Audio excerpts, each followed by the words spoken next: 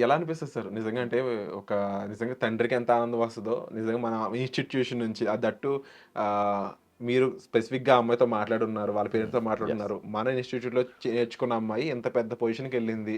దానికి హ్మ్. మనం గూడా ఒక రీజన్ అన్నప్పుడు మీకెలా అనిపిస్తది? సో, నేను ప్రతి స్టూడెంట్‌కి నేను చెప్తాను. హ్మ్.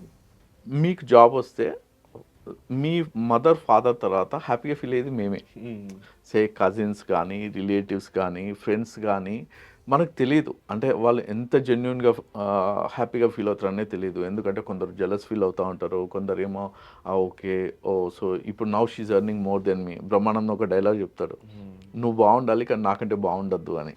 అంతే గదా! So, that's a very famous thing. I loved the way he told it. So, కానీ మాకెట్లా ఉంటుందంటే ఆహ్, వాళ్ళ సక్సెస్ అనేది it is directly associated with ఇనోమాటిక్ అవును. సక్సెస్. అంతే గదా!